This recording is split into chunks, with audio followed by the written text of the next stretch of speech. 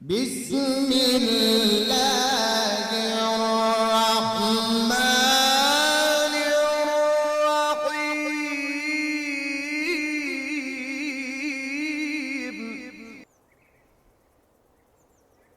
اعوذ باللہ من الشیطان الرجیم، بسم اللہ الرحمن الرحیم۔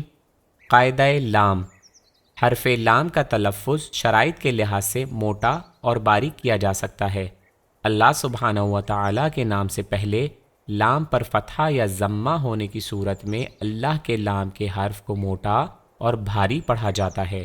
مثال کے طور پر قرآن کریم کی اس آیت میں ہم دیکھتے ہیں کہ اللہ سبحانہ و تعالیٰ کے نام سے پہلے لام پر ضمہ ہے، اس لیے اسے بھاری پڑھا جائے گا، اور رسول اللہ پڑھا جائے گا۔ اور یہاں بھی اللہ تعالیٰ کے نام سے پہلے حرف پر فتحہ ہے، لہٰذا ہم اسے بھاری پڑھیں گے اور اسے ناقۃ اللہ پڑھیں گے۔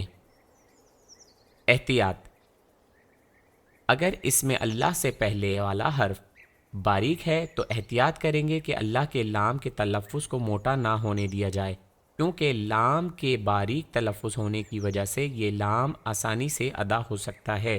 مثال کے طور پر حرف میم کا تلفظ باریک ہونا چاہیے، حالانکہ لام موٹا ہو رہا ہے، پس اسے ختم اللہ پڑھنا چاہیے، نہ کہ ختم اللہ پڑھنا چاہیے۔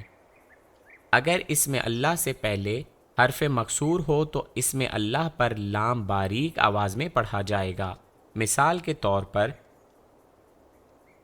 اس لفظ میں اللہ عز و جل کے نام سے پہلے کسرہ ہے، اس لیے یہ بسم اللہ پڑھا جائے گا، نہ کہ بسم اللہ پڑھا جائے گا۔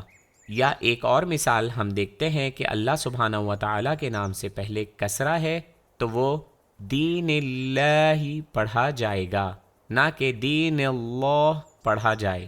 لام کے ساتھ دوسرے تمام الفاظ بھی پتلی آواز کے ساتھ تلفظ ہو سکتے ہیں۔